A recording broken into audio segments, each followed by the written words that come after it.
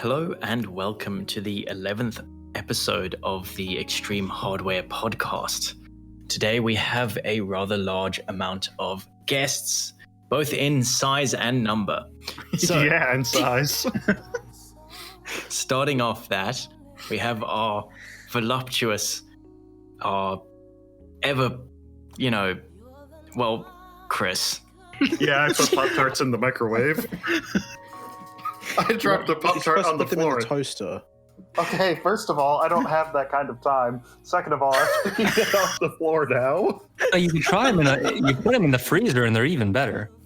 No, you eat them frozen. Yes. Well, yes. That's they get chewy. They don't tell you that in the streets, but you got to learn it on your own. Frick, do you drink your water hot as well? They're lukewarm, if anything. Yes, so, Chris, thank you for your Pop-Tart anecdotes. Yeah, you're welcome, buddy. Moving on to our next very American person, Simmons. Yes. Hello. Hi. You get no introduction other than your name. Well, a very American, I think, sums it up. Yes.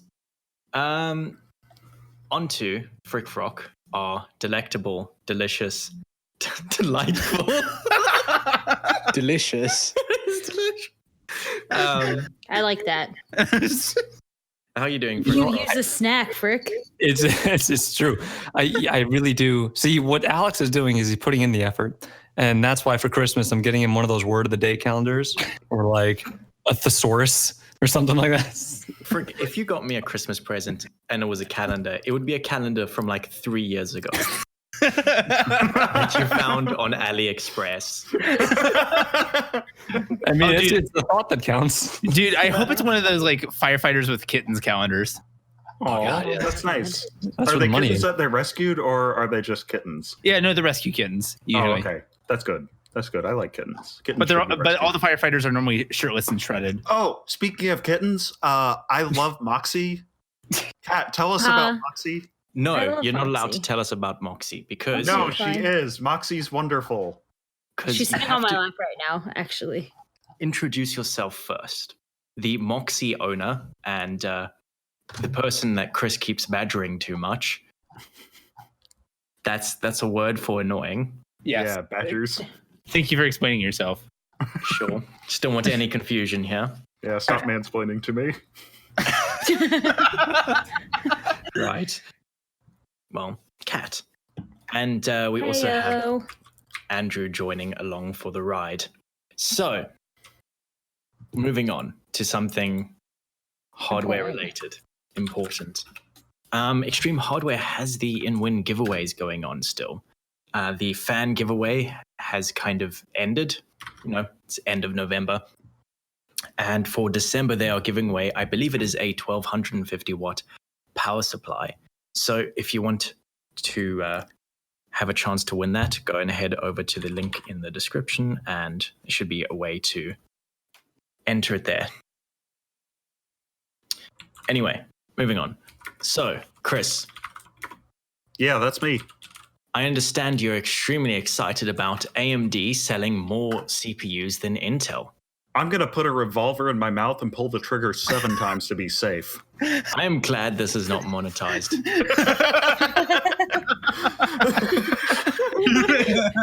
That is the quickest way to demonetize anything.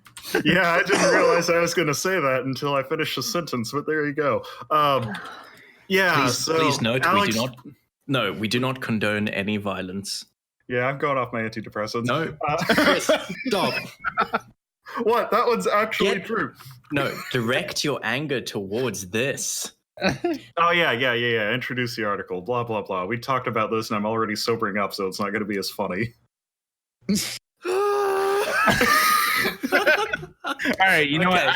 I'm going to read the article. How about that? Thank you, Simmons. Okay, so... New and improved Chris. According to mindfactory.de, AMD reaches an all-time record of 82% of all CPUs sold in November 2019. So according to this one seller, AMD processors are now the top seller by a significant margin. And And the reason why this pissed off Chris to his most, Chrisness, I guess, is he got mad about the clickbait article.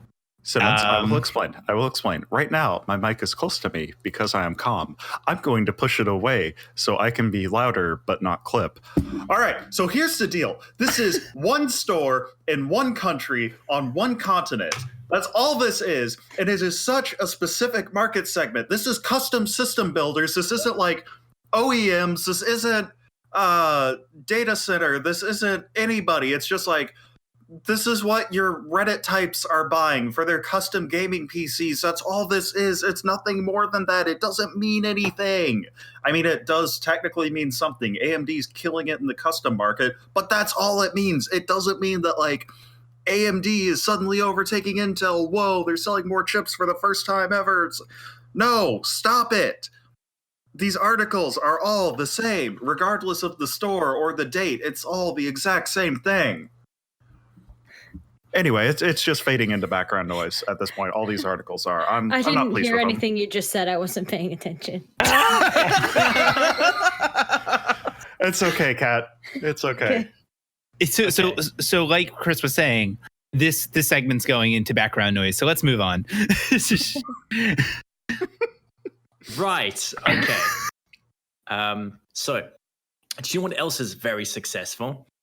Apart from obviously AMD's recent launches, is Google Stadia. Wait, no. So Google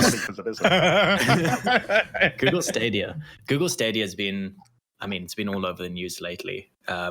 Lots and lots and lots of people having sort of, I don't know if I want to say polarizing, but it's like mostly negative sort of reception to this product. A lot of reviews have come out with, latency complaints, quality complaints, just misleading advertising complaints, bad controls, bad game library, very arbitrary sort of like, hey, you can pay to have your name if you buy it now. It's a once-in-a-lifetime opportunity. It was pushing was that they have a gender-neutral controller, whatever that means. I saw that. That was the one yeah. thing I saw, and I was like, what does that even mean? It looks like the Switch controller. So it looks like every video controller. It looks like every after controller, 2005. But it looks more like the Switch controller. Or like a generic Logitech version of a Switch controller. Yeah. That's it just what looks bland. It's got no character. The definition of a player 2 controller.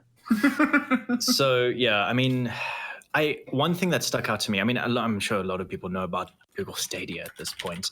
I don't think it'll be news to anyone here, but one thing that did kind of stick out to me was that they were advertising, you've got this option, I believe it was 4K HDR, surround sound, and then 60 FPS. That's like what they were saying. You can, here's the top sort of settings you can do. But what I found kind of deceptive is there's a lot more into, because it is just streaming a video to you. There's a lot more in streaming a video to you than those. Like if you've got HDR, but then you're compressing the colors to absolute heck and back, why does that matter? Yeah. That'll just be crap. Same as if you're doing 4K, but the bit rate's so garbage that it's all kind of, the textures are a bit fuzzy. Yeah, and then another thing to throw out there, according to the CNET review, it looks like the actual streamed content is like scaled up 720p to 4K for some titles. Are you serious? That's excluding the letterboxing. I've seen some. I liked the reviews that went over the Shadow of the Tomb Raider, because Shadow of the Tomb Raider has HDR, and they could compare them side by side with actual, local game content. And it never seemed to do HDR. Like the colors always, I don't know if you've seen in movies, if you've got a bad color compressed movie with smoke on a dark scene, you'll see those big sort of blotches where you can't do it. Yeah. So I saw that really badly with Shadow of the Tomb Raider on Google Stadia, and that was the 4K HDR. This is like, we're only supporting, this is our launch title support 4K HDR. And you could just tell, even with YouTube compression, which I think is like 420, which is garbage, you could tell that the colors were compressed. And see, but hey, it's HDR. Here's the thing that you will never be able to escape when it comes to this kind of service. It is a streamed service, and networks compared to video outputs are slow. DVI hits 4 gigabits. I think 4 gigabits per second of bandwidth. Or is it bytes? No, it's 4 gigabytes. Yeah, it sounds like gigabytes, not bits. Whatever. Regardless, it gets a lot more bandwidth than Stadia, which is recommending 40 megabits for 4K. So, regardless of how good Stadia is, even if they solve all of the latency issues, everything about that, like they have some magic faster than light data signaling, it's still going to suck because it has to be color compressed to hell in order to actually get, number one, be economical coming out of Google's data centers, but number two, be economical for an end user because US internet kind of sucks. I mean, like, US internet kind of sucks. Do you want to talk about like African internet? Oh yeah, that's even worse. And you've got the latency issues because there's no way in hell Google's going to be investing into like African infrastructure on the infrastructure. continent. They have. Oh, they have. I think they have. I know there's an Amazon data center and an Azure data center. I'm not sure if there's a GCP data center there yet. Well, but even then, is that actually going to support Stadia? Like, are they going to really have GCP clients with Stadia in, Namibia and South Africa? No, I think it's going to be businesses they're going to put the priority to. Yeah, of course. And that's kind of like a side topic. Like, this is clearly meant for Asia and maybe North America. Even then, like... Yeah. And specifically wealthy people in North America who can afford the internet and who could also just afford a damn console in the first place. Yeah, like a Switch is not that expensive. Xbox One X is not that expensive anymore. Nor is and it's like, I've seen... Especially this time of year, they're not expensive. Oh, no. Yeah. And secondhand. Like, December 26th, secondhand, should be brilliant. Yeah. Yeah. No, so like a bunch of people, I've seen this argument, it's more geared towards casual gamers because, you don't have to have a dedicated piece of hardware. You can just kind of pick it up on your phone. But like, no, because that's a bad argument because these are not casual games. These are games that you have to sink like 20 hours into to complete. Like that's not casual gaming at all. Let alone, I don't like that form factor argument where they're like, you can just put this in, like, you just carry this with you on the go. I don't think it's that convenient to carry a controller with you on the go and have a fast and reliable connection. Like, they have mobile controllers for mobile gaming for a while, for cell phones. I don't know if you've ever seen somebody hook up or even use a controller with their phone. It's the most ridiculous thing I've ever seen in my life. I've seen that once, and it was really funny on a really loud bus because it's like a giant diesel engine and stuff. I'm on a bus, right? It's coming back from work. This guy's using HD 650s, which are open back headphones on the bus. Oh, no. And he's using like one of those Note 8s, big phablet thing, with a controller, with a battery pack, with a extended like amp DAC. Wow, and I don't like this guy. It looks terrible. Oh, yeah. It really did. That looked uncomfortable. Sound though. You know what that reminds me of is that that freaking ROG phone with all the add-ons that they were advertising when that thing first was announced. I'm angry already. Good. I mean, it is an entirely different market, but I mean, I suppose we're also of that age where we grew up playing with Game Boys and PlayStation portables. And dude, I have one. I have a PSP. I would rather take my 3DS if I were going to play games on the road because my 3DS has good games on it. Yes, that's the issue I have, and I still haven't bought a Switch because, hey, let's do a nice segue. What did you guys get for Black Friday, or maybe not? I got a VST for FL Studio. You pay for VSTs. I definitely do too. I don't carry VSTs. I was going to say, not doing that. That's illegal. No. A couple of the VSTs that I were looking at were on sale for like $10, so I absolutely did. Okay, that's very cheap. What's a VST again? It's a filter? A VST is a plugin. It's basically is it a virtual sound track? Isn't it literally just that? Yeah, probably. But it's DAW. independent, so you can use that on FL Studio, Ableton, whatever you want. All Basically, that other imagine, software I paid for. no, imagine a virtualized instrument. Yep, So whether it be a basically. keyboard, Okay. piano, guitar, etc. Yep. Could even be effects, anything. Yeah, so like the one that I got was actually a synthesizer. The other one I got was a compressor. So I was pretty happy about that. Which synth and compressor did you get? I got Kick 2 synth. It's just a drum synth, and it was oh geez, it's the compressor's called Gain Reduction. It does really good stuff in like drum and bass. I've heard of Kick 2 actually. Oh, I've it's heard so quite a few good. people praise it, yeah. It's so good. Just did my 5 minutes of playing around, and I'm like, yeah, this sounds fantastic. I love this. Yeah.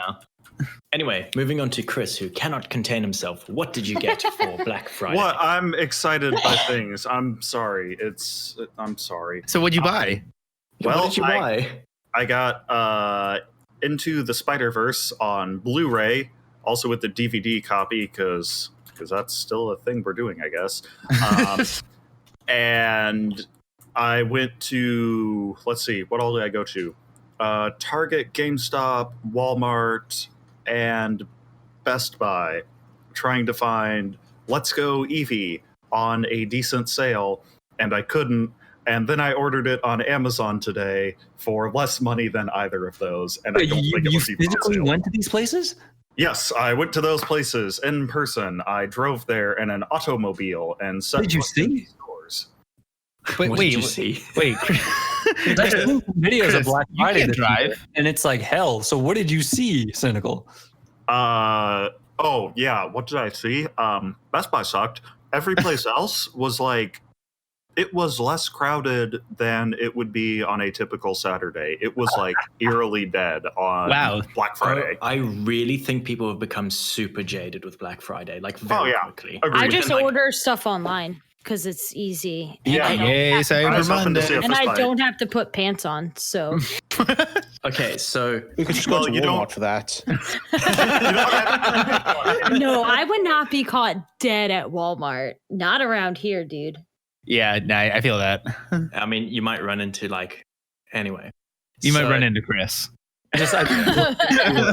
I looked at some of the profits of what happened this Black Friday to see if there was any sort of anything at all that was different. It said right here from CNN.com, Black Friday pulls in a record $7.4 billion in online sales. It was the biggest Black Friday in history. Probably Wow. online sales. I ordered really- like some clothes online, and then I bought myself a new kitchen toy, and what'd you that's get? all I bought. I posted it in Discord earlier. What's a kitchen? I see a toy? Stadia like- controller. It's like it's one of those like I don't know how to explain it. I'll just send the picture again. Thank you. Okay, you send the picture and I'll explain. You'll it. explain what it is. Yeah, but Yes. do you know what it is? Did Probably. you see it before? No. Oh, Here we go. Can you guys guess what the Oh. two it's one of It's those. a Yeah. Foreman grill, a George No, Foreman grill. no, it's not George Foreman. It's a George It's Foreman Cuisinart, grill. but it opens up and it can be like a grill Cat. and like a griddler. It's really aggressive looking. Cat. It's awesome. I'm so excited to use it. I'm gonna make things on it. The George I'll take Foreman grill pictures. is the name It's a brand. panini press. It's not a George Foreman grill. It's a fancy George Foreman grill. Okay. It's a George Foreman grill that you stick your pinky out to use. Oh my god. All right, fine. I like your Himalayan salt. Salt. Oh, my Himalayan salt. Yeah. Funny thing about those lamps, by the way, it's just table salt and Yeah. rust. And that's how they get the color. They don't mine it from the Himalayas. It's a huge ripoff. So Oh. Also, I have a you can lamp. dissolve them in the sink, which is funny. you know, You guys Can you get really? what I'm gonna the- try it. Do you guys get Salt. the three most popular items this Black Friday were? What? TVs, always TVs. What two? Okay, how about two? I mean, it should be obvious, but two things that were like the most popular thing this Black Friday. For Um, me, TV. Nope. Wait, let's come to a baby. vote. Let's come to a vote. One of them has to be a TV. That's not. TVs. You're not even close. I would say Nintendo Switch. No, there was zero sales on the Switch. Do you know how annoyed I was? Just slight Yeah. side Yeah. tangent. there was $300 for the Switch leading up to Black Friday. Then all the sites started to creep their prices up, $350, $320, $380, $400. Every single one's on $400 now. Every single site. 0 discounts. The only discount I can find is, you can get Mario Odyssey combined with the Switch. Mario Odyssey kicks ass. Yeah, that's all they do. They don't put it on sale. They just bundle games with it. But it was $300 before, like 2 to 3 weeks before.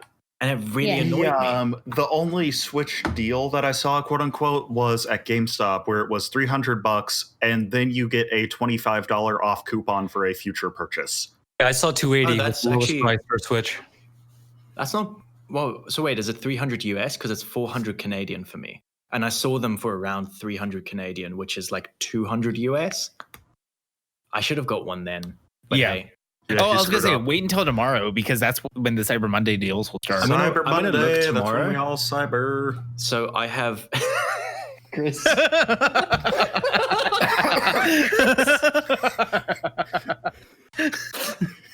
Okay, Alex, go ahead. 2 more on Black Friday. Go. We'll go. Okay, I'm going to ignore Frick for 1 second. So, Simmons, I have ITIL V4 training tomorrow from 6 o'clock until 6 o'clock. Ew. And then I have it on Tuesday as well. Ew. And then I have it on Wednesday as well. Ew. Yeah, that sucks. Then I'm doing the exam on Wednesday as well. See, I'm glad you're outing yourself for taking a useless certification on a podcast. That's great. Do you want even better? Is I have ITIL V3. I know. You that tells me that you have another useless certification. Hey, do you want to know my most useless cert? What's that? I am certified to resell Bitdefender to non-technical people. Nice. That's a certification? Yeah. Right. Oh, all right. So let's go back to Frick's question. So Frick basically is asking each of us, what do you think were the 3 most sold items on 3 is you'll never guess 3 of them, but 2 of them. 2 most sold items. I'm going to say, and I know it's incorrect, but I said it in the beginning. I'm going to say TV, and then I'm going to say for the second one, can I say T-shirts as a whole? And none of those are on there. Simmons, what is it? Okay, so I'm gonna change mine since you already discredited it. So I'm gonna say refrigerator and probably a dryer. Wrong. Cat, what is who it? buys appliances? What is this? My guess of the guess the 2 most sold items. Is this like specific items or like category items? I mean, it's more or less. If you're close, I'll tell you. Frick, can I throw in a bonus round quickly? I'm going to say cables. No, they're not. Okay, so wait. One of them had to be shoes. Shoes? Clothes? Frick, you're just making sounds we can't hear. There's nothing there. Both of those are wrong. Cynical. Oh, no. Give me a second to check Google. No. It is definitely 4K. Jewelry. Okay. So it's just, since we're going to cheat, I'll just tell you. No, I'm not cheating. It's 4K TVs. It's always 4K TVs. I said TVs already. No. He said it wasn't TVs. The 2 most popular items on this Black Friday were Frozen 2 and Nerf guns. Hey! That's actually pretty cool. Dude, Best Buy had a 50% off sale for the new Nerf gun. It's got like a 50 dart drum bag, and I was thinking about. Was that the Infamous? I don't know. It's whatever the new one is. It's flywheel operated. I wanted it for the drum mag because I really want to get a Nerf gun so I can shoot my cats with it. No, that's not nice. Can I ask, as someone who's not born in America and doesn't understand gun culture, why are you guys obsessed with Nerf guns? They're so fun. They're so fun. It's like an AR-15 for kids. Look like rifles. Like they look like deadly weapons out of like math. No. It's for practice for when you get older. Alex, I put a link into the chat. That's what an average Nerf gun looks like. Yes. So the deal is, for me, it's like a dry water gun. So do you remember when a dry water gun? It's motorized now. So like a lot of Nerf guns have motors in them. Yeah, they use flywheels are for asses. Fully automatic. Big ass plunger tubes are So it's the Nerf Ultra 1 motorized blaster, high capacity drum, 25 blah. Who cares? Listen to Simmons. Yeah. So the fascination for adults with Nerf guns, aside from like office Nerf gun fights, because you're allowed to do that for some reason, is modifying. them. So like doing either spring mods on the traditional plunger and tube blasters, shoving lipo batteries into the flywheel blasters. It's good fun, and it makes them actually hurt. Is that with ones that are motorized?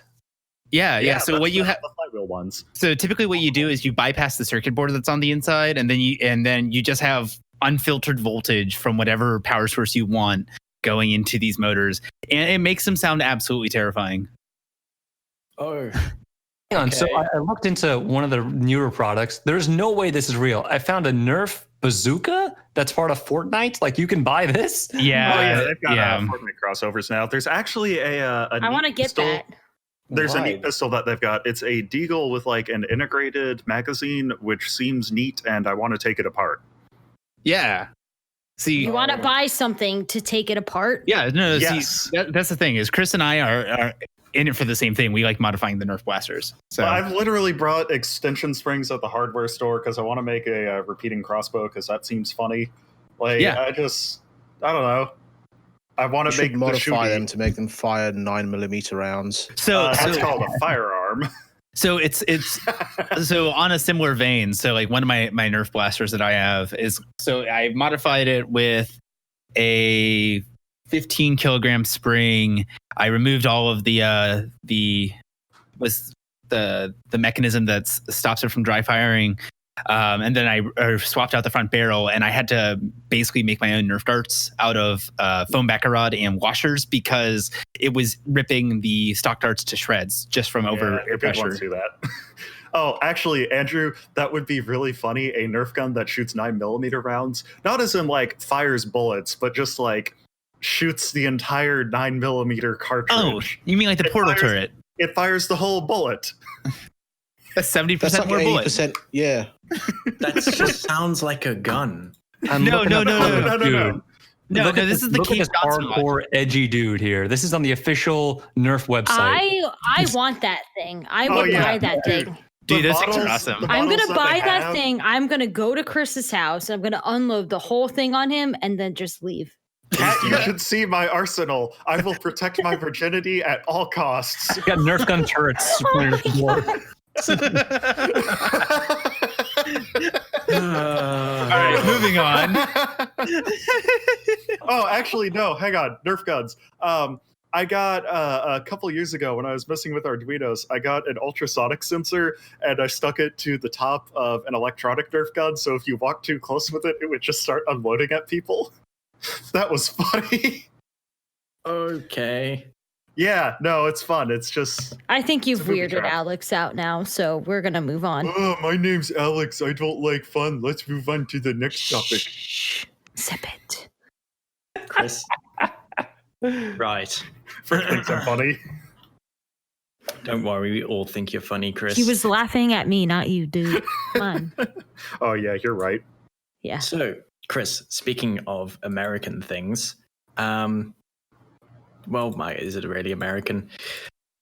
What is your favorite crowd-funded early access game? I don't know of any that exist because I like to play my video games. Wait, you never have played? What was the game? Minecraft. Yeah, Minecraft. I didn't play it in early access, so it doesn't count.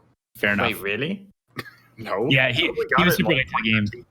Wasn't it based in Java in the early days and it was like really It buggy? still is. Oh, it still is. It's Oh, less wow, buggy, but really? it's still Java. I still got a, love Minecraft. I love it. It's so great. Okay, I we're was going to just get talking about it completely today. sidetracked, so stop Okay. talking. No words allowed.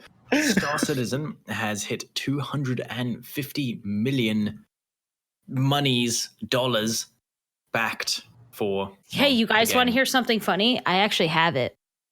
That's Wait, Oh, idiot. why. Wait, you spent money on this? Somebody spent money on it for me. Using your I did e-girl not. abilities for evil. Hmm? Well, Cat, sell me your bathwater. No. No, so wait, Pat, did you get it during the Kickstarter and you paid $40 for it? Or it's the $40 version, or when did you get it? The $40 version. I don't know when I got it. I think I Did said uninstalled person- it because it didn't really run well on my computer. It probably would now. You should play But it now. You should stream it. I don't think my computer can handle. Well, that's the Did thing said about this person- game. Everyone wants to know why people keep giving this game any money because it was supposed to come out 5 years ago. I have a friend that keeps giving it money, so I'll ask him next time. Remember when they just like switched engines? Oh yeah. Yeah. I don't get it. It's just I don't get it. Well, that's the thing. That's the big thing about this game is that it's got a bad case of feature creep because they keep yeah. introducing new features into the game all the time, and the game's not even like 1% of the way done. Right. Yeah, Wow. it's gonna be an accurate simulation of the universe, real time, and it's still gonna be an alpha. Like 2200 Star Citizen is still an alpha. Yeah. That's the thing. They're running out of money. I mean, if you look at the because I've researched this a lot. I'm really into cults and Star Citizen's community. Dude, it's Yeah, so is a cult. People talk about how Do you guys- microtransactions. My friend that I have that has supported the game, the one that got me Yes. the game. Yeah, Is he's this one of the Lamborghinis? yes.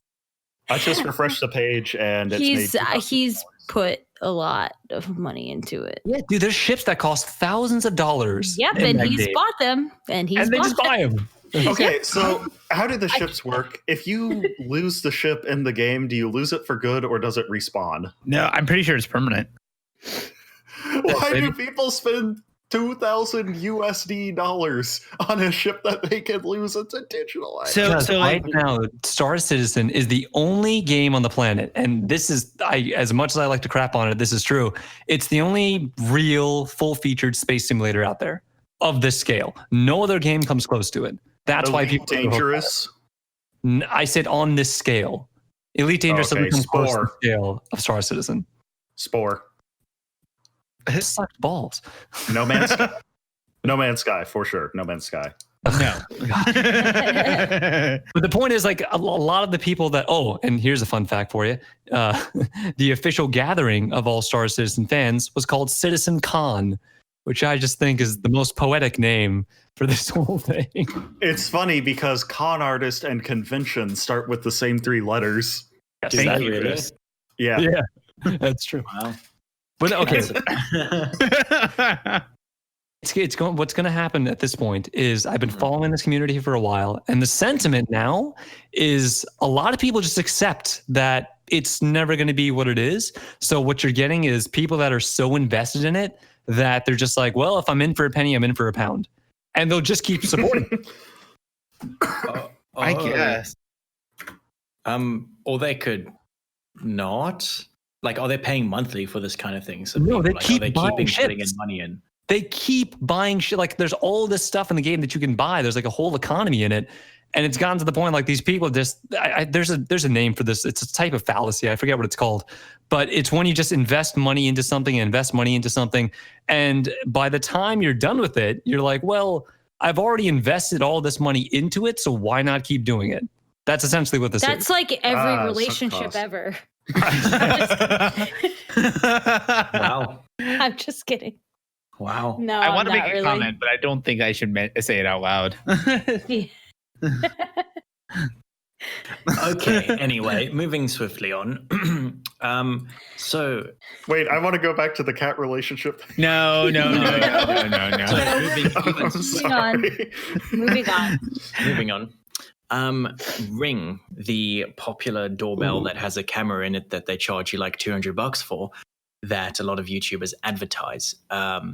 So there's been sort of an article that's come out on Ars Technica saying that it is the user's fault. This is Ring.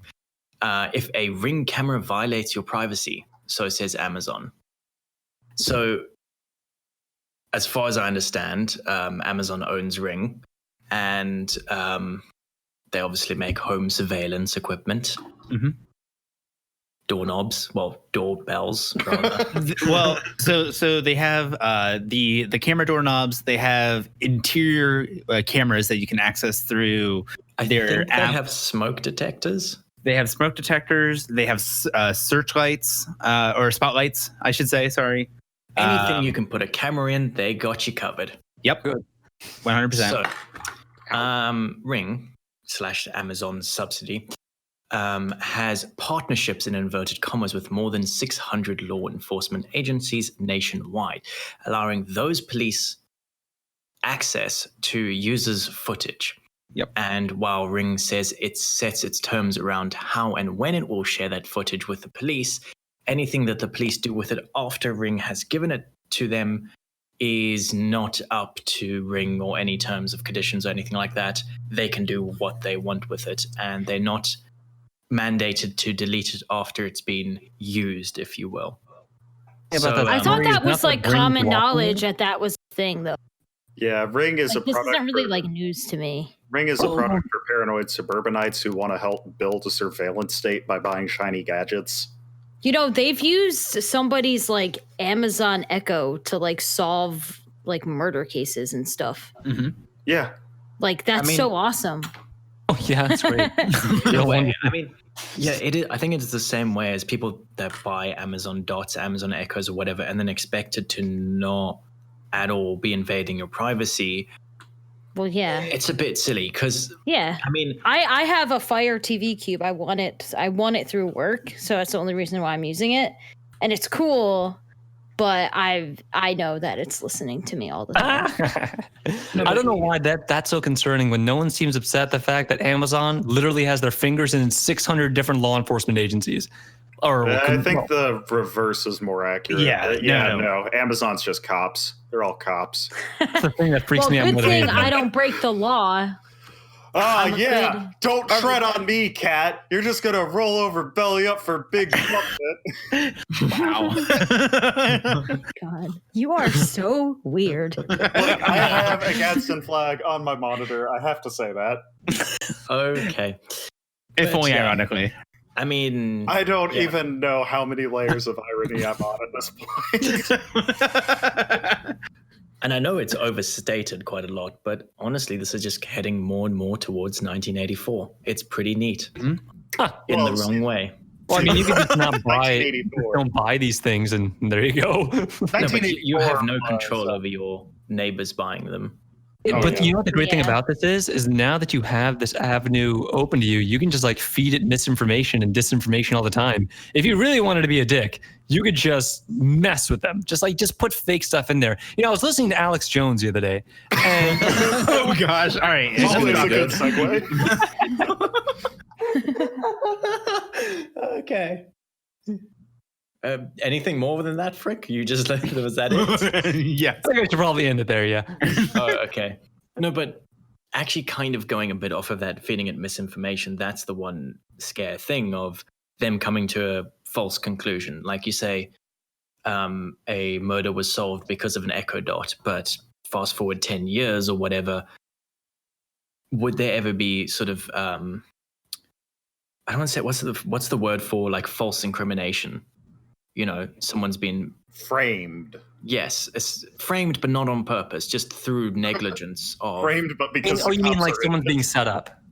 kind of yes, but yeah, kind of either set up or because they piece together things that actually aren't relevant, but they're trying to make it relevant. Essentially it is, I suppose, framing someone. Yeah, framing. That could happen, you know. I mean, it happens today without but- that stuff too. It happens all the time. There's probably so many people that are in jail for crap they didn't commit because false accusations Yeah. and Hey, Yeah, but this feels like Just another way to remember. just make it easier. just remember, I for guess. the time being, you can just like wear a mask in public, and also you can just buy 5-watt lasers. And I don't condone property damage, but Yeah, no, that you shouldn't. where are do you going with that? that. You should- I know. hello. I'm just saying, you can buy 5-watt lasers. Make of that information as you will. So no, I mean that goes back to what Kat said about that solving a murder. I looked up that article. It's on Business Insider, and it says here a U.S. judge instructed Amazon to hand over audio recordings from an Amazon Echo as evidence in a murder case. So here's what's happening: that precedent has already been set. Now, if they want to do that in the future, they can use that case going forward. So it's kind of Well, It's like not Dan like just would have done. it's not like user information has, been immune from being subpoenaed before or something. Like Ring is no different. It's just a different kind of information, I guess. Different scope, different detail, different longevity, I guess. I don't know what word I'm looking for here. It's more extensive because it's just a 24/7 feed. That's the thing why so many VPNs are such a shifty thing to do, because when someone gets a VPN, they're like, oh, I'm going to be protected forever. Or like, oh, I can search for whatever I want and post whatever I want. Not realizing that a lot of those VPNs are based in the US. And if those VPNs are keeping logs, all it takes is one subpoena and it's trouble for you, my friend. Anyway, so the moral of the story, go with Proton VPN, no logs, the base.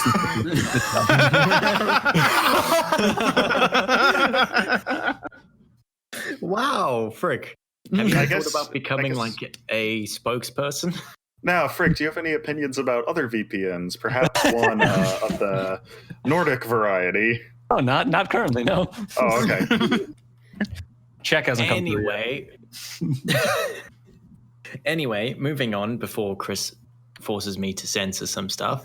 This episode brought to you by... No. Oh, goodness. Okay. So, I suppose the one thing with Ring is that it is a bit of a gray zone in terms of they're recording people who are under the age of 13, and that's kind of against... We don't knowingly do it. Yeah, that's what you all say. You're doing it and you don't care. Yeah, but if Pretty you're much. if you willingly have that stuff, aren't you kind of like, like signing up for that? Oh. I don't think those... Victim blaming. No, I don't think those people, let's say on Halloween, who were ringing the doorbells, I don't think kids knew they were being recorded. Okay, fair enough. That's the thing. If it's Wait. outside, does it still count? Like if you're recording Yes, it's your your private own property. house, then that's fine. But if you're like what you just said with a doorbell and it's outside, where does that fall? Your photons need to stay the heck off my private property. Well, in a way, no, because you're kind of going onto their private property. Even though it's outside, I'm guessing you're going to be more than I think it's 3 feet from the curb. Oh, yeah, there's still, like, expectation to privacy outdoors on private property. For instance, if, like, somebody is topless sunbathing in their fenced-in backyard, then, yes, they have an expectation to privacy. You pervert, stop taking pictures. There was a big case about that. Hang on. Let's not go into that. No. You weren't involved. Who cares about the nudity aspect? The point is... Spoken like a true Chris. I'm going to look for this. You have a reasonable expectation of privacy in your enclosed backyard. No, because you... Yeah, all right. You can...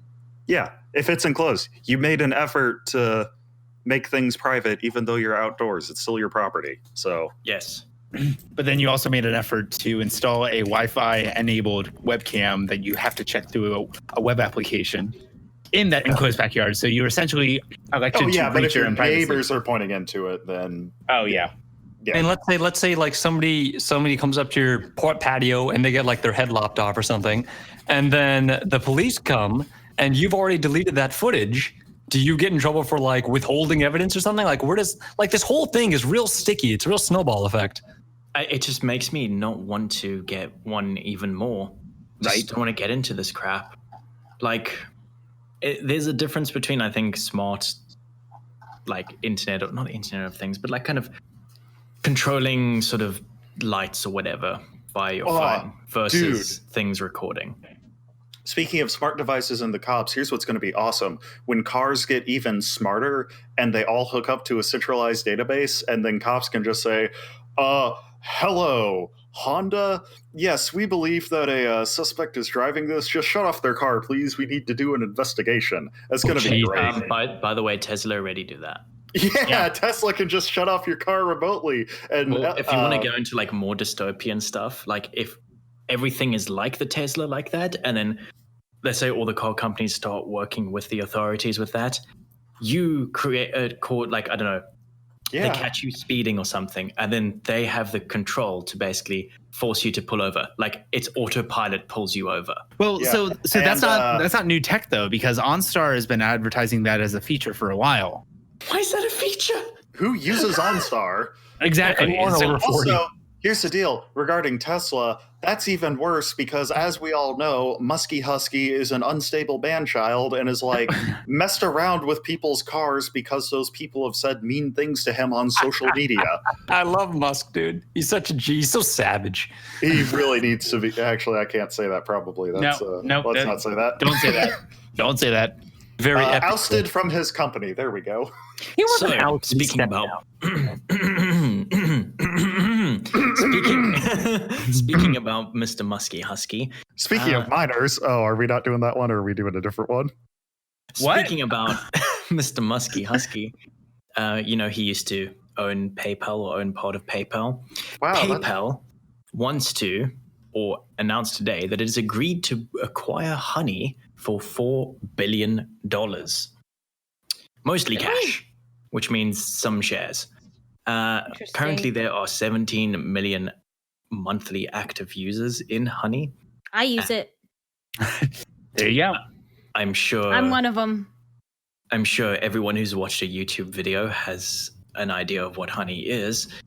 And I think PayPal I've used that before. Not the app, but acquiring it. the website. So I just kind of find it interesting. Why does PayPal want this?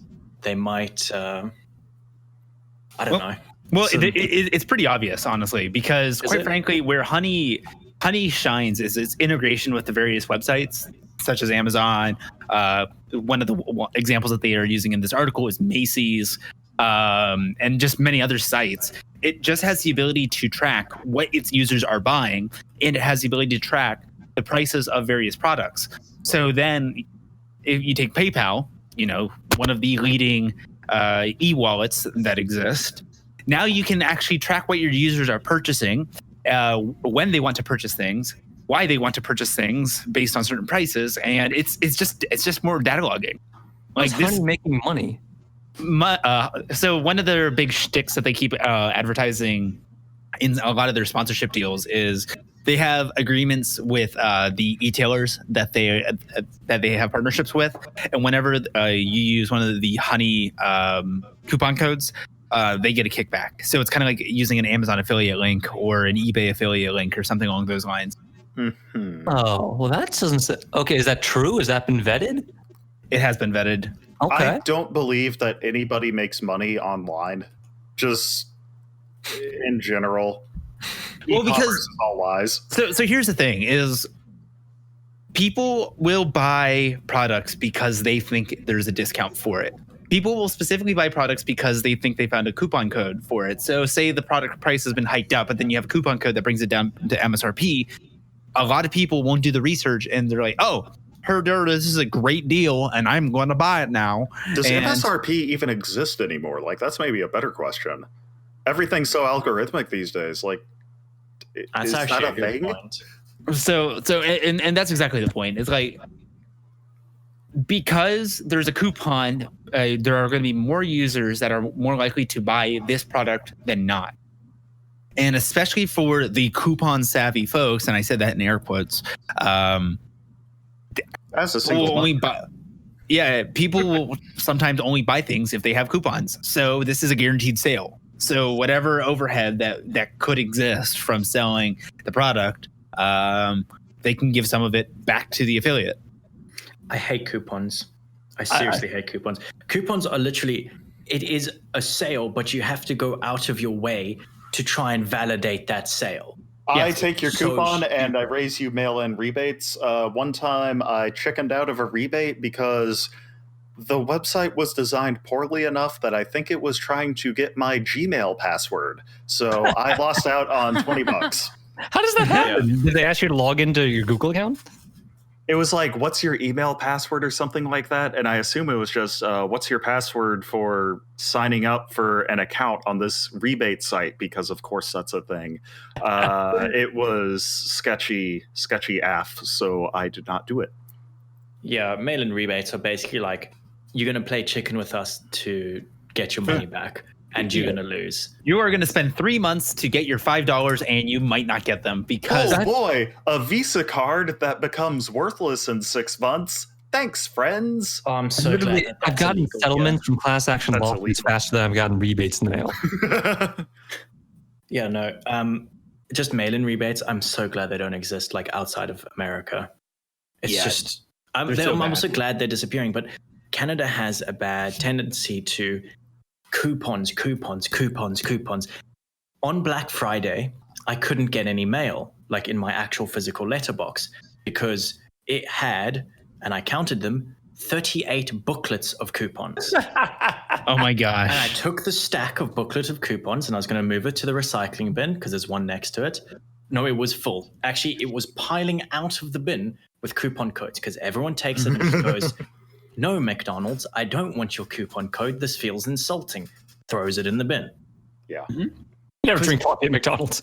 No, it's actually decent here. Coffee at McDonald's. It's better because than they switched to Tim Hortons. You know, the Tim's guys went to McDonald's. Right. So basically Tim's coffee is McDonald's coffee. But again, I hate coupons. It's funny you mentioned that, like the whole thing about sales mentality and how people see like a lower price Simmons. I don't remember what retailer it was. I think it was either Macy's or JCPenney or something like that.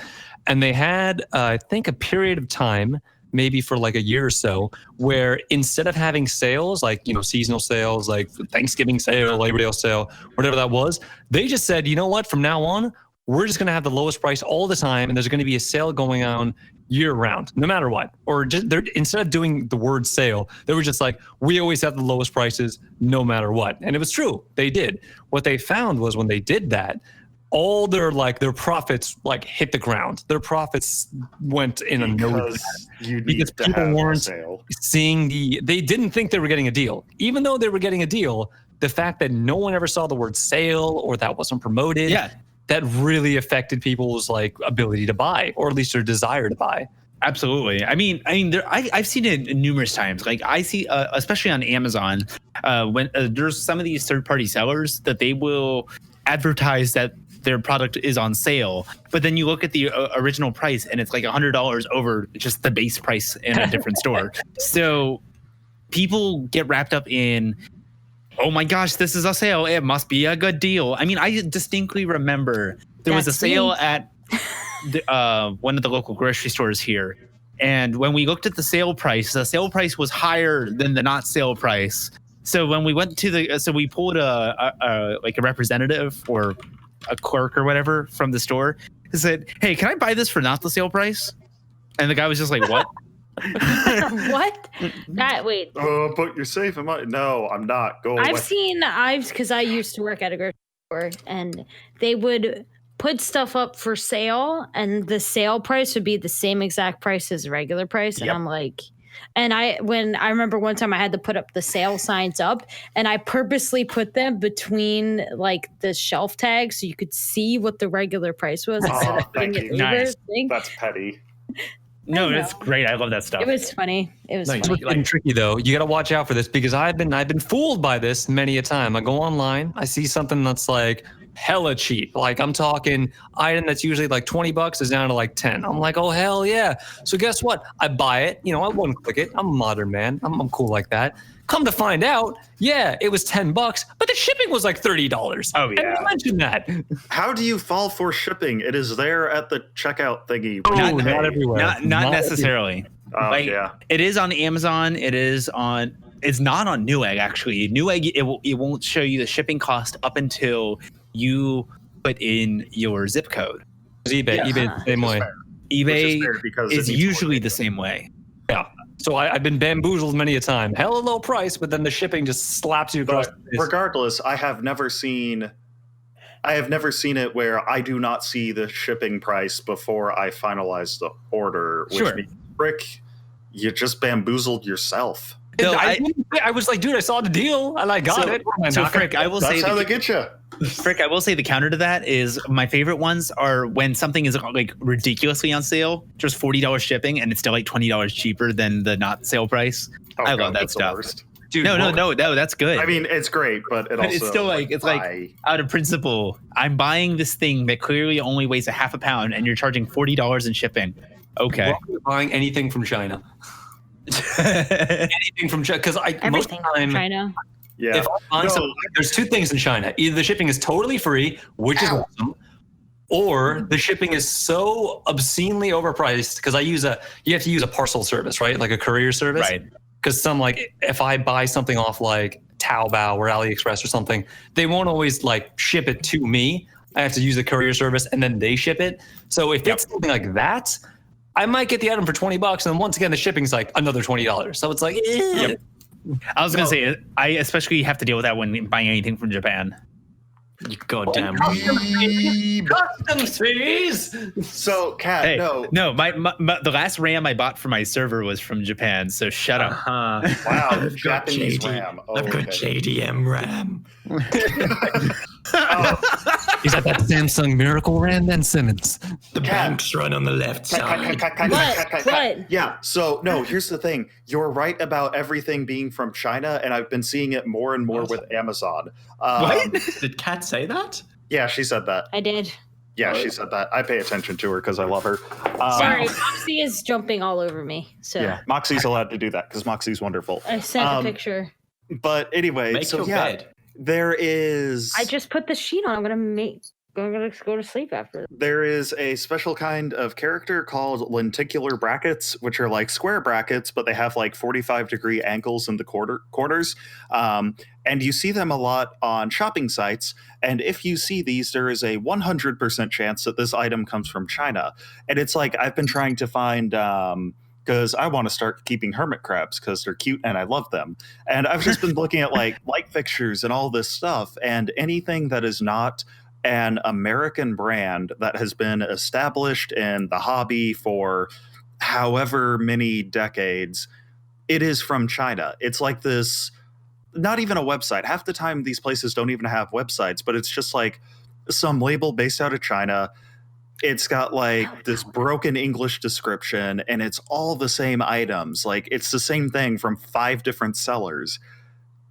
And it's bizarre. Like it's like Twilight Zone. It's like the Twilight Zone of shopping. It's all Chinese. If you don't recognize the brand, assume it's from China at this point. Cool. Okay. So I'm Alex. You clearly were paying attention to that one, Alex. I was actually, but I've just heard Chris talk about it a lot. I'm sorry. It's annoying. Amazon item listings are like 2009 era YouTube where everybody just spammed tags in their videos. Oh yeah. You remember that? You Yeah. remember that? Yeah. I mean, they're kind of doing that with titles now, but they're trying to make it how spammy can we be without being too spammy? Well, yeah, but it's not like just keyword spam. They're trying to mask it. They're making an effort there. This is just. Oh yeah, if you just go onto Amazon, like if I go on Amazon now and just search like t-shirt, woman specifically. Why are you searching for women's clothes, Alex? Because I promise They fit you better. That's right. You're a manlet. Here we go. So this is one. It's Zawa Pima woman striped t-shirt, triple color, block short, sleeve, triple carousel blouse, purple blue shirt, t-shirt, shirt. It's just like you're having a seizure. All right. What else is there that people buy? Shoes. SEO. Speaking of what people buy, I was gonna say those are no. brands. Motherboards. Titles are like 40 characters or like 40 words long. Oh, dude, mine is try searching for gaming mice. Just try search for gosh. gaming mice. Oh, yes, peripherals. Yes, those are the best. Okay, gaming mouse. Insane. I'm gonna look for a gaming headset, but a no-name. Oh no! Are you ready for this one? Hang on. Micro Linden gaming headset for Xbox One, PS4, PC over-ear gaming headphones with noise-canceling micro LED light, stereo bass surround, soft memory earmuffs for smartphones, tablets, laptops, tablets. Okay, here we go. GIM RGB gaming mousepad, soft 4 USB interface, 14 lighting modes, 5mm ultra thick, oversized glowing LED extended mousepad, anti-slip rubber base, waterproof keyboard. Oh, get out of here. Mousepad, 800 by 500 by 300 by 5mm. Is that the limited edition one? I don't know. It doesn't say. I do love the names though. It's like Victsing ultra slim gaming keyboard, wired all metal panel, spill resistant rainbow back. They've just used the same description for your mouse. It's probably the same mouse with like a different cover. Hold on, I'm gonna try one. These are all the same keyboard though. Uh-huh. I do enjoy how RGB is basically like associated with a better product for some reason. It's not. Here we No go. way people still think that. Here I've got one. They definitely Gaming think that. chair, massage office chair, ergonomic desk chair, racing executive PU leather computer chair with lumbar support. So I'm going to stop there.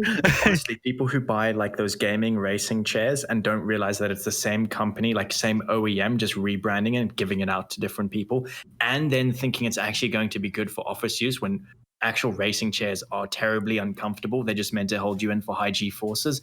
They basically are about as brain dead as people with mad cow disease. On a similar note, did you see when Gamers Nexus Steve went on his Twitter tirade about that? Yeah, I did.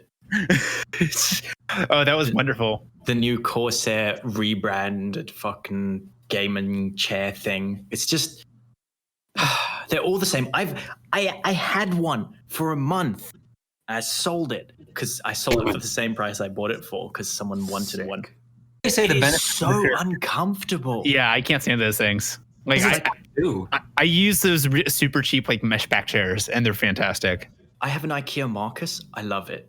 I'm using the chair from my dining table right now because I can't fit anything else in my room. I'm using a crappy Costco folding chair because I can't be bothered to get a real chair. Okay, you got me beat, bro. You got me beat.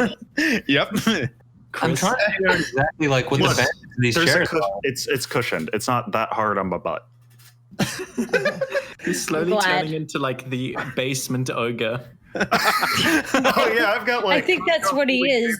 For my desk. He means slowly turning into that. He is that. Jesus. Yeah, right. What do you mean I'm the one with not the an onion in the ogre. cage? The entire basement's going to turn into this like self-sustaining ecosystem, so he never has to. Despite all my rage, I'm still. Chris, Okay. do you have any grenades? I do not. That would be illegal. Do you have a What about copy of Polish Shrek? owners? PewDiePie has his I'm own not gaming sure we chair. do have a copy of Shrek. I'm not sure we do. Anyway, speaking of, I have no idea what we're speaking of, but Half-Life Alex is coming out, and this That's is you. interesting. Yes, it is me, but my name's spelled differently. Thanks for also reminding me that I consistently forget to introduce myself in the introductions. Yeah, his name's Alex. I always remember afterwards, I'm like, oh yeah, I forgot to introduce myself. And I've done that every single time. I think I've introduced myself once. Anyway, Congratulations. Half-Life Alex is so far as I can tell, a prequel for the upcoming Half-Life VR game. That's what a lot of people are reporting. I think it's speculative reporting. And then, once one big news outlet says it, then everyone else copies it. Half-Life 3 confirmed. No, it's a No, prequel. just hang on. But I'm pretty certain it's a prequel to what's coming up. So that probably means it's going to be, guessing from Half-Life 2, Episode 2 and 3, it's going to be like an hour's worth of gameplay. Episode 3, that didn't exist. 1 and 2 then. I think it's going to be like an hour's worth of gameplay. It actually looks really neat and looks really interesting. It's kind of weird to see all the characters in higher definition now. Yeah, They right. said it's going to be a full-featured game. It's going to be 8 to 15 hours long. Okay.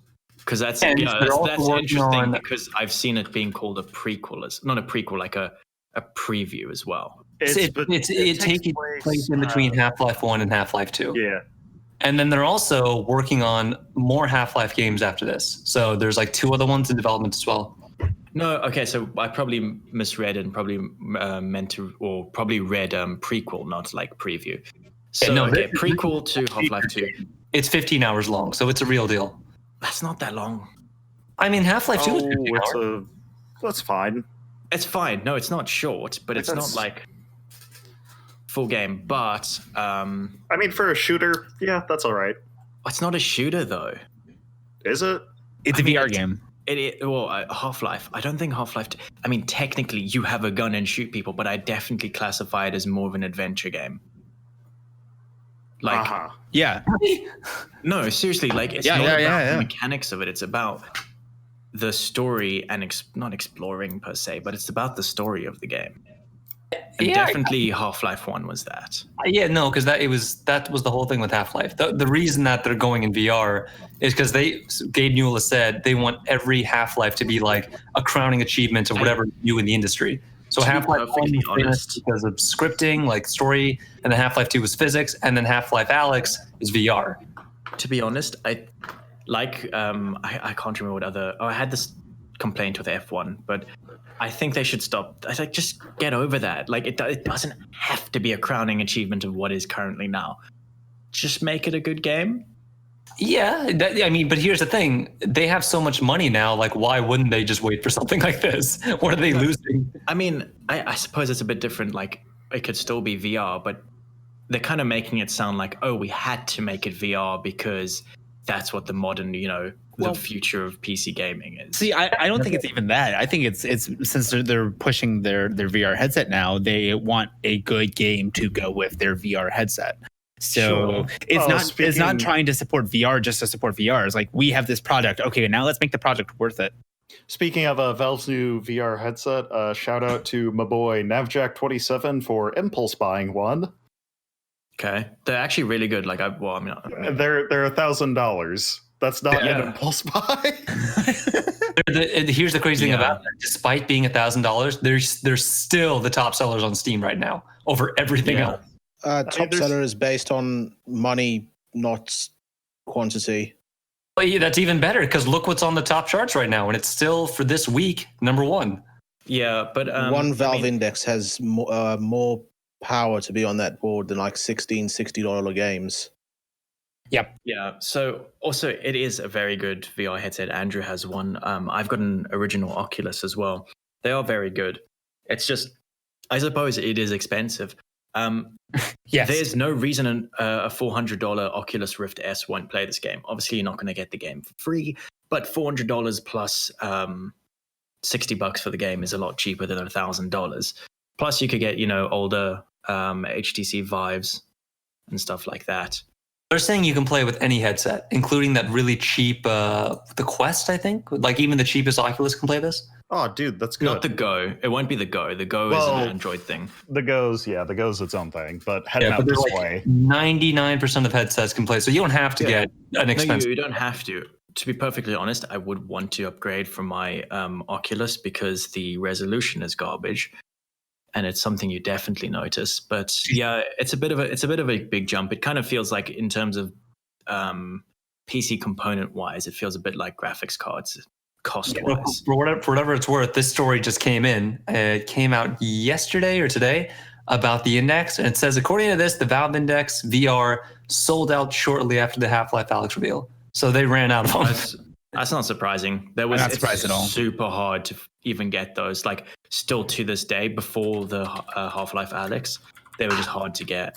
Yeah, because I know when my coworker went to go buy his, like, he barely was able to get his, and he was on the site, like, clicking refresh refresh until it worked, and then he managed to get it through. And there was a lot of people who they got stuck in a loading screen going to the purchase the product, and they either had to get refunds or they were just the next ones in line for the next ship, and they had to wait several months to get that product. Speaking of waiting several months, they weren't officially available in Canada until like a month ago, maybe less than. Oh, no kidding! Not even, it was like 2 weeks ago. Been 2 weeks ago, and they've been sold out since day one. Here's the thing, and Valve doesn't sell internationally. Yes, but no, but yes. South Africa or something. But South Africa, no one sells there. Well, internationally and globally are a bit different things. I mean, they won't ship it internationally. Like, if you're not in the North America, you can't buy one from Valve. Frick, yes, is Canada a different country? Okay. No, just listen. So, one, Canada's on the same continent. Two, Andrew is in a different continent, and he got his. Also, one through Valve. Why is this article saying that Digital Trends lied to me? All right. So you can get them. I'm almost certain you can get them in Japan and Australia. Wait. Okay. No. Here, you're right. So this article, I wish you told me before. It says you can buy them in 31 countries, but you can't buy it worldwide. Wow, that sounds international to me, Frick. Well, okay. Last I checked, there's more than 31 countries, Chris. It's international. That means there need to be at least 2 countries. That's true. Yeah, Simmons. You're confusing that with globally. Hi, I'm Simmons. Destroyed my facts and logic. I see you just added something about Disney Plus. Yes. Speak about the Disney Plus thing. Yes. So Disney Plus, the best. Disney Plus is for grown-ups to think that Actually, they're happy. Hang on. just before you start, just because I haven't had a chance to ask Kat this. Kat, were you upset at all about Disney's sort of ruining of Star Wars / ruining of Marvel / owning ABC News, which tried to cover up the Epstein thing? Wait, what? Yeah, he First didn't of kill all, himself, but wait, what? Epstein didn't kill himself. Number Oh.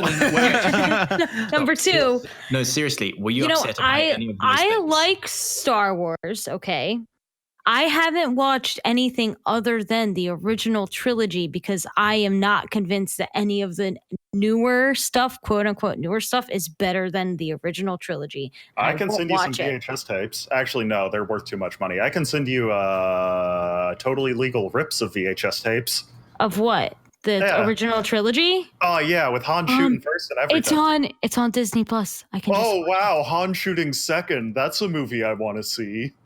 These nerds are actually upset by that because they exist. People are all a bunch of friggin' nerf herders if you think that's okay. Right. Anyway, so do you know what? Just Simmons speak about this. Okay, sure. So the headline is Disney Plus fans without answers after thousands of accounts were hacked. So basically, the TLDR. You were going to say after Epstein's death. Chris, I'm sorry. All right. So it does not appear to have been a compromise in the Disney services. It just appears that accounts were stolen through traditional means, either finding other compromised accounts, people using the exact same credentials, or people just using generic passwords. The accounts were sold on the black market through the dark web. Ooh. And how is this hacked?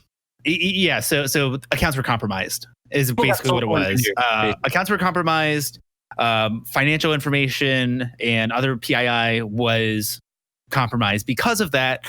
And the accounts were sold on the black market to the highest bidder, essentially. Now the headline, like $8. Now, so keep in mind what the value in this, especially for PII, is people's sensitive information, such as any shipping information, any credit cards, and stuff along those lines. So that's really what's going up for sale here. Now, what the real thing with this headline, though, is Disney has not been acting on people whose accounts have been compromised. People have waited on the telephone and online chats for hours, and many still say that Disney has yet to sort out their problems. Disney does not think that their systems have been compromised, so that's why they're being a little bit more hesitant to actually act on this. So that's what's going on. If you have a Disney Plus account, make sure you change your password. And no, not doing it. Well, well, this is how people's. This is exactly how people's. That's what it's coming down to, is because Disney does not believe that their service was compromised through any internal means. Disney does not feel responsible for acting on that. Now, that was my interpretation. That was not their official statement. To be frank, I don't really blame them for that aspect of it, because the biggest weak link in any security is the squishy meat popsicle that's using it. Yes. Okay, Chris. So, problem exists between keyboard and chair. That's the squishy meat man. You know, what's crazy is that's a big deal, and that's getting a decent amount of attention. How about the fact that one of the biggest leaks in banking history just happened, and nobody's talking about it? It's not on any major news networks or anything.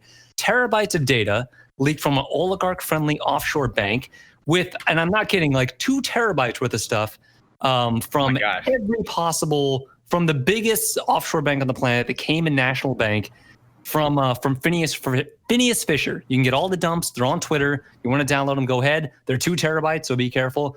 And dude, the amount of things, I'm not going to say them or say what's in them, but the amount of things that are in this dump, every major player that has stored money offshore, they're all in these papers. They're all in this leak. And no one's talking about it. Everyone's talking about Disney Plus. And I don't understand why. Because Streisand Disney effect. Plus is, it really is Streisand effect.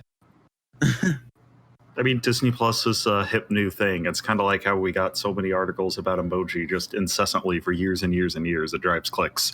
Offshore bank account? Nah, not so much. Billionaires getting all their data leaked? Are you kidding me? That's huge. Oh yeah, I mean, No, it is. That's awesome because I like chaos, but That's awesome. yeah. Okay, I zoned out a bit there. So, Yeah, Epstein didn't kill himself. okie dokie. Speaking about hot new news topics, let's just skim over this one quickly. The chickens?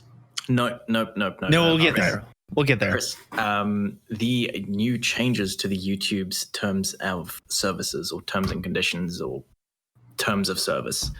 Oh, I didn't actually really read over this. I saw some snippets of it on the twitters.com. Basically, it's YouTube can terminate your account if it's no longer profitable. Like, that's the... I don't remember the exact wording, but that was what people were interpreting it as, and yes. The exact wording was commercially viable. Oh, okay. So... Yes, of course they can. It's YouTube. They can terminate your account for any reason. Like it's you are on the internet. You are on somebody else's server. You have no rights. Play nice. Like it's kind of like being a rules lawyer on a forum or something with a moderator is like, well, actually, this isn't against the rules. Like, no, shut up. You're getting banned anyway. Imagine this with like Google and actual lawyers now. Number one, this is bulletproof because their lawyers have gone over it. Number two, even if it isn't bulletproof, you ain't going to win that fight.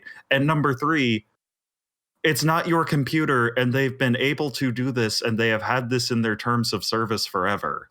Mm-hmm. There's, as best I can tell, there's nothing new. They've just changed a bit of the wording to make it more straightforward. Yeah, plus the things along the lines of, I know people are somehow confused or upset because I know when the pop-up popped up on YouTube, it said like, hey, we're changing our terms of services. Here are the things that changed. I actually was one of probably the very few people that clicked on that, read them.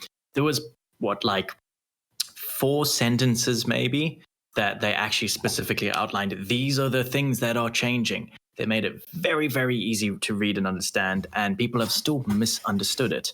So one of the things that it's implementing is, hey, they realize that they have to abide to laws. That's a big oofy. So part of those laws is obviously that sort of advertising specifically towards children / having children. The Children's Online Privacy Protection Act or something along those lines. That's probably something along those lines, yes.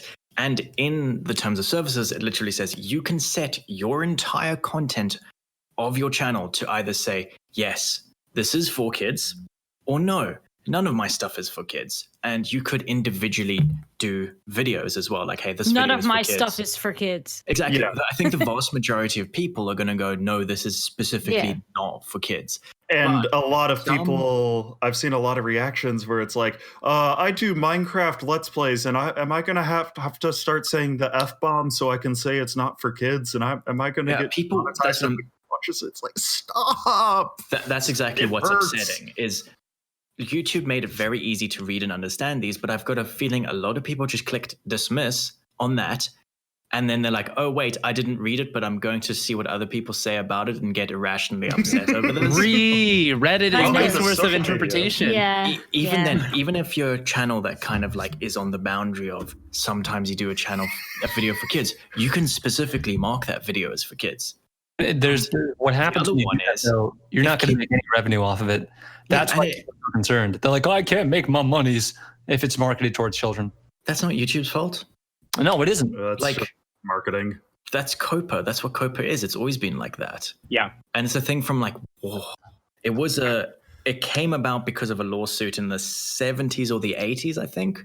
I think you can advertise, but you can't do targeted advertising. And the problem is that's all Google does. Right. Yeah. I think it's also part of Google's quickly, sort of all the internet and data mining's quickly realizing that it has to play by, the rules or laws. It has to adhere to laws. I mean, the GDPR came about because of that. I still find GDPR very funny and interesting because GDPR is useless. No, it stop. just made everybody Stop. add the cookies pop up to their websites. Just stop. GDPR actually makes a lot of sense, and it's very obvious. Like a lot of the security stuff and the stuff that you can't have, it's very obvious, you know? But America is basically like, well, that's too much work. No, we're not going to bother with that.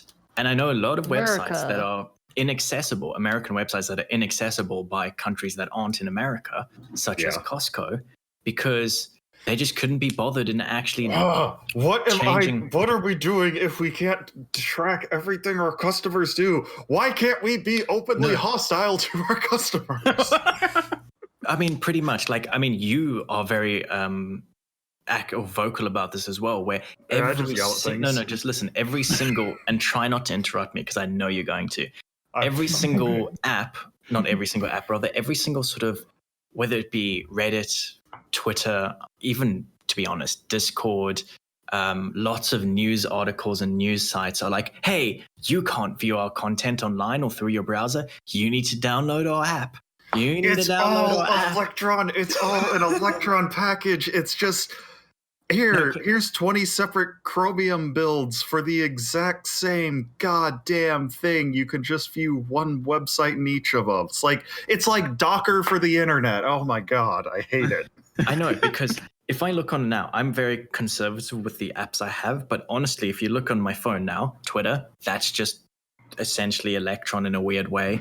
But it doesn't need to be a separate app. Instagram doesn't need to be a separate app. Reddit doesn't need to be a separate app. Honestly, I mean, while it's convenient, Discord strictly does not need to be a separate app. Starbucks does not need to be a separate app. Yeah, in my case, it's things that I use enough to justify the Starbucks or Discord. Discord also has the advantage, if you close out of Safari, I'm not sure you can keep a phone call going, like Discord phone call, when it's in the background. Sure. I mean, obviously there are advantages to having its own app, but what I'm just Twitter, it's just right there, and I'm a garbage person, so there you go. I was going to say, one of our hosts was not using Discord, the dedicated app, for the longest time. Oh, yes. I wonder who that would be. Frock? Sir Seb does not answer to your meaningless demands. Oh, yeah, you're right. But yeah, I mean, obviously there are advantages to having its own built-out app and stuff like that, but it is very annoying that Reddit is not, it doesn't have its own app for advantages. It has its own app because it can track you through there and it can shove ads all along that app without it being blocked. Yeah. Dude, I have to use old.reddit.com on my phone to even make it usable. I have to use the outdated desktop website to use Reddit on my phone. Otherwise, I just mentally scream. What's annoying is if someone links a website or like a Reddit post or whatever on Discord, you click on it, it loads up in Safari, and it's like, oh, you can only view the top 3 comments. Yeah. And then it's like, oh, hey, it's amp.google.com/this Reddit URL because Google AMP, it's the future of the web.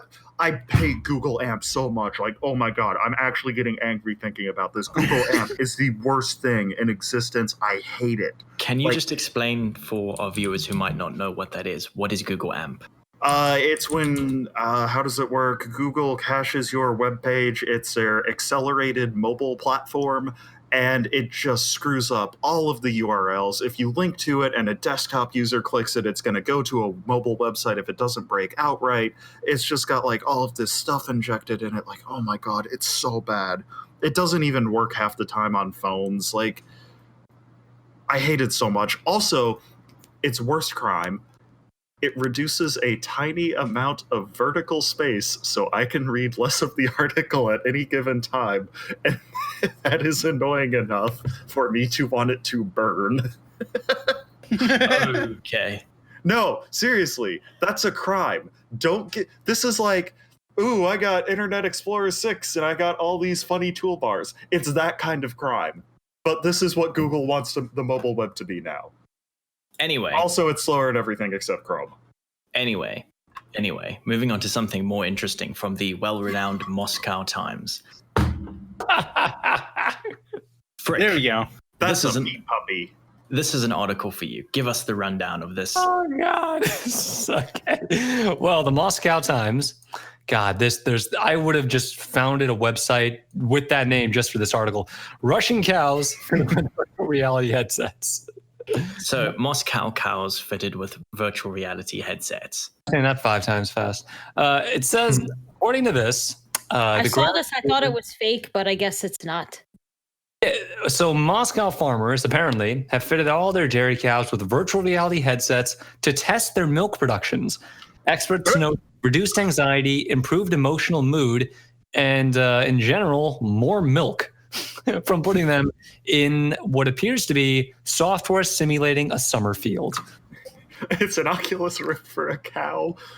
Okay, so I'm not actually sure like where this originated, but I'm going to bet that what happened is some idiot just said, hey, this would be funny.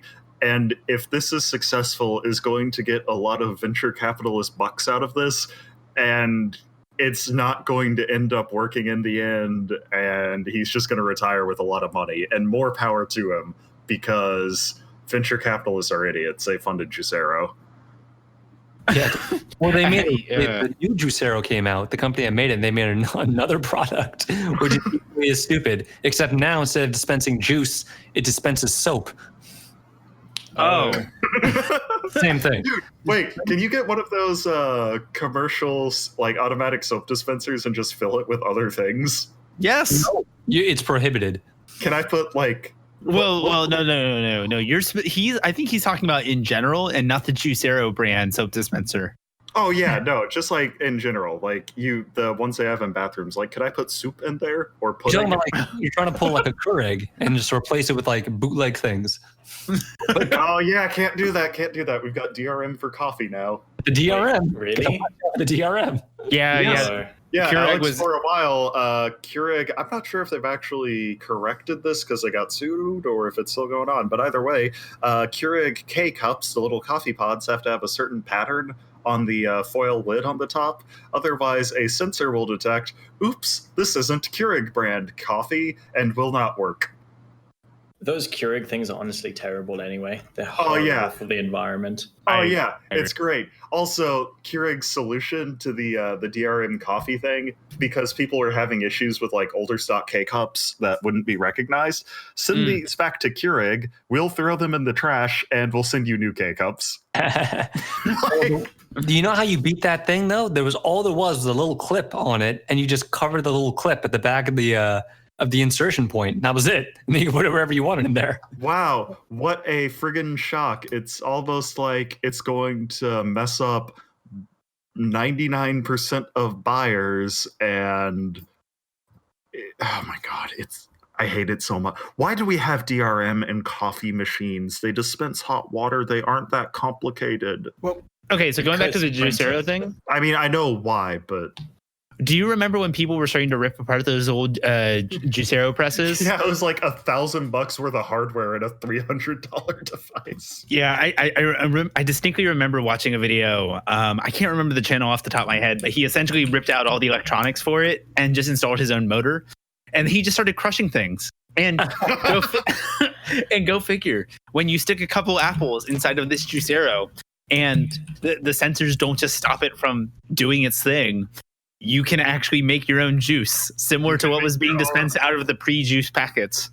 Yeah. So I found the new thing that the company's making. It's called the Cleanest, and it's oh my crude lord, this is how they're marketing it. So the tagline, it's the Soda Stream of cleaning products. Okay, number one, God, I hate it. Number two, I do not trust any startup selling a product that ends with EST.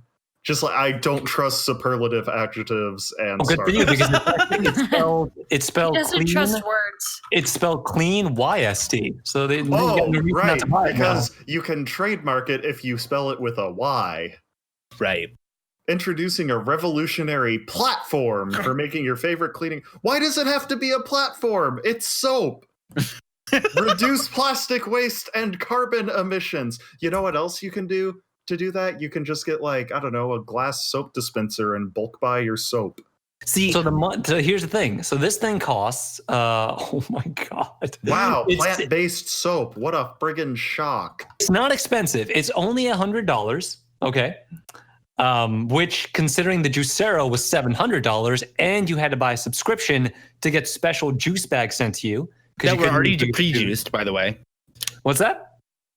They were pre-juiced. They found out that it was basically just a puree in there. So all you were doing was squeezing the contents out of the bag using the Juicero. You could do it with like a rolling pin. Yep. So this one is it's only $99, and I mean, considering what it does, how much do you spend a year on soap? Like $200, $300? I mean, you're saving money. That's a lot of money. Hang on. No, hang on. The Juicero thing. Why did they even bother with the machine? Why didn't they just like sell it in bottles? Do you mean like maybe Sunny D? Because it has to. Yeah, pretty much. Service. It was a subscription service thing. They made money off people. No, I hate subscription services. Honestly, subscription services are going to be the death of me just from stress. Like people are so, because they're so bad at budgeting and they're so bad at thinking of beyond anything but their monthly income, that everything is like, oh, subscription service that, subscription service this, subscription service. I feel so attacked right now.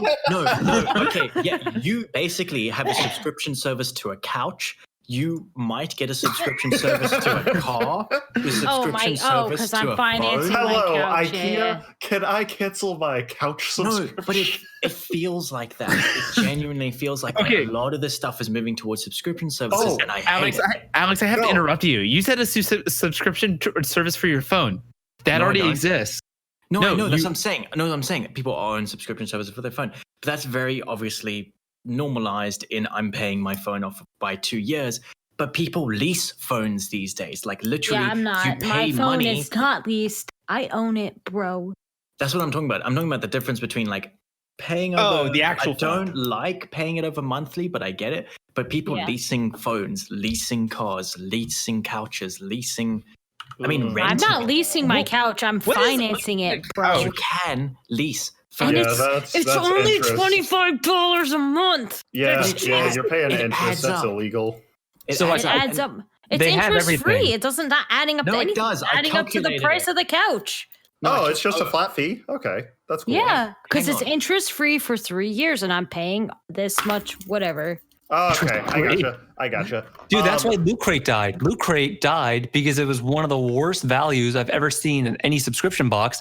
And you could tell they were just like chucking crap in there for years and getting away with it. Hey, remember what I said about how everything is made in China? So Loot Crate, right? It's all, I don't understand why those subscription boxes even exist. Like, what's in them that I want? There's nothing in them that I want. It's just stuff that I'm going to throw away if I can't sell on eBay. Why do I want to spend money on things that are going in the garbage? Wait, hang on. My opinion on the Loot Crate things, they're the people who genuinely bought Loot Crate were the same people who pre-ordered the Tesla truck. My brother pre-ordered one, supposedly. He was telling me he did.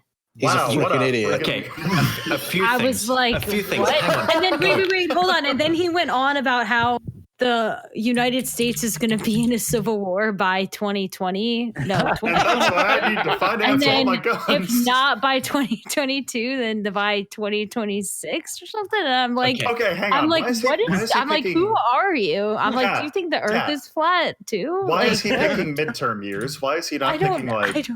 It's like, ooh, I'm getting a new congressman. You're not going to have a civil war over that. Come on. Bro, I don't 2020, 2024, 2028. Moving on. No, not moving That's not even politics. That's just civics. Come on. I posted a subscription box that sends things specially for chickens called Henny and Roo. There's a cat lady subscription box. All they send you every month is products that would make for healthy and happy chickens. That's all one they for cats too. But I don't trust those things. I subscribed to a subscription box, and I went to change my address, and then I accidentally subscribed for a whole year instead.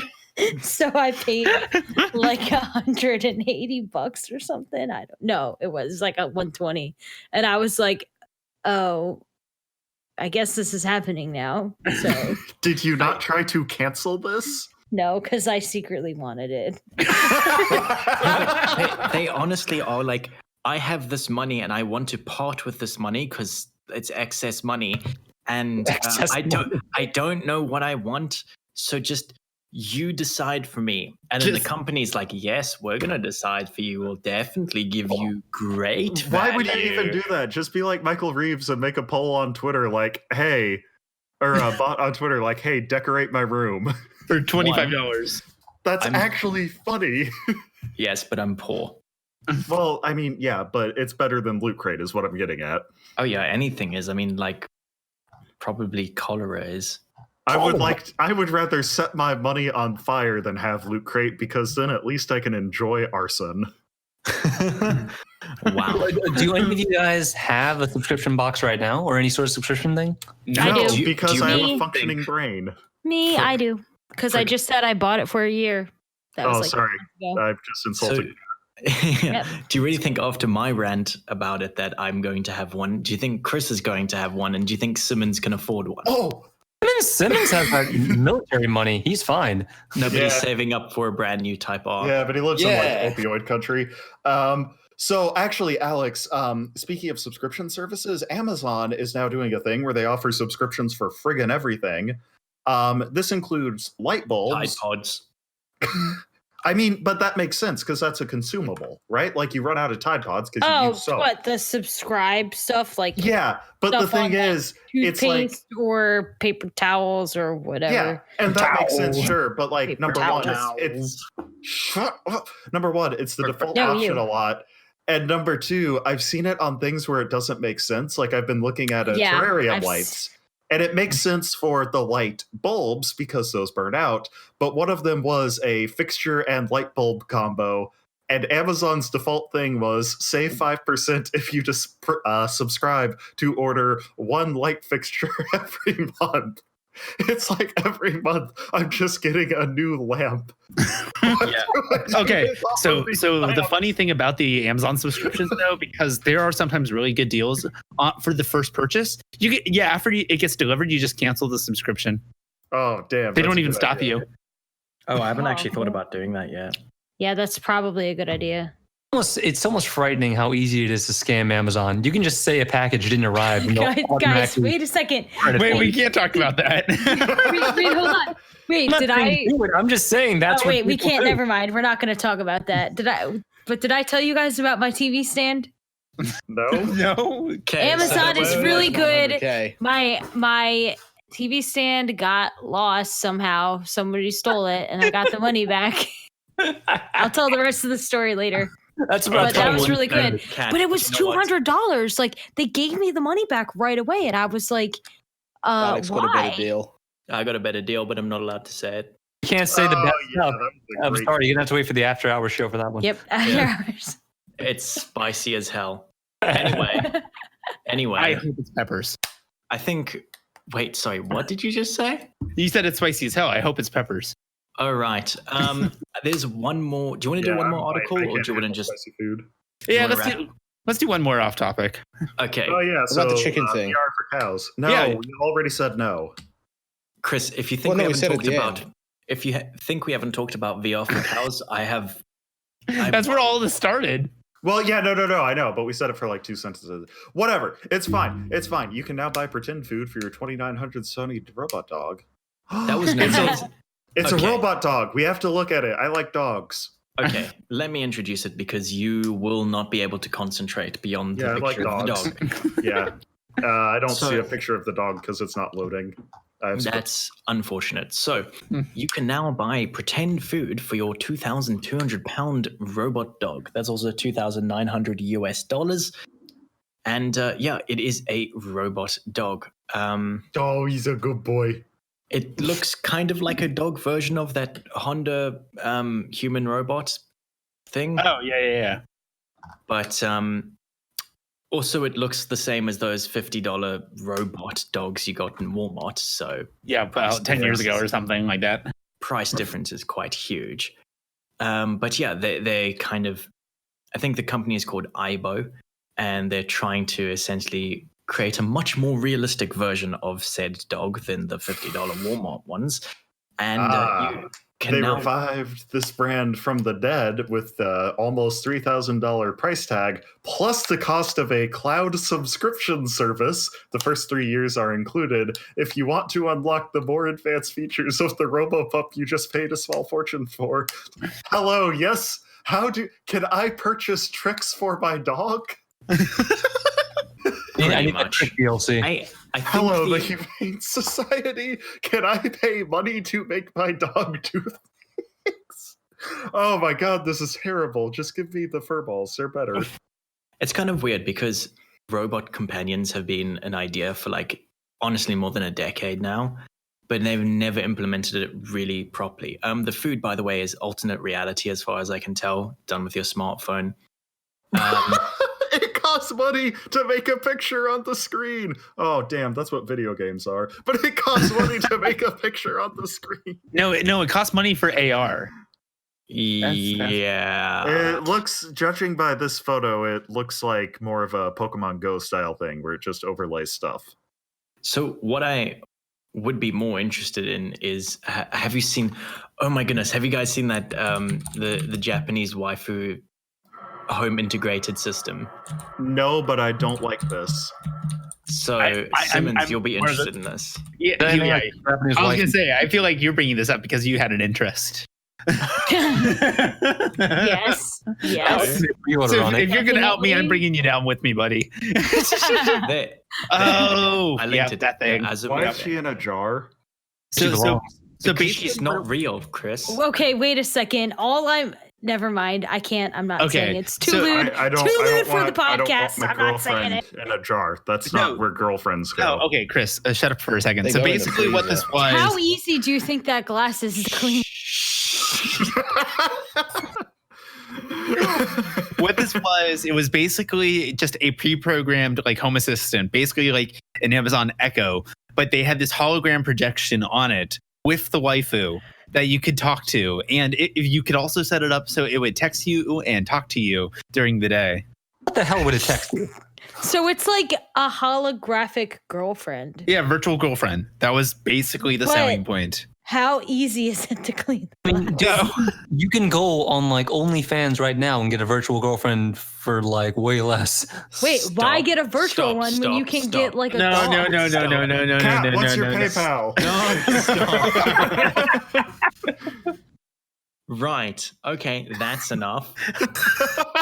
We're not talking about the virtual dog anymore. If it devolves into this, that I definitely didn't bring up myself. So, Hey, I didn't link it. I just saw the link and saw dog. yes. Okay. Then I got disappointed.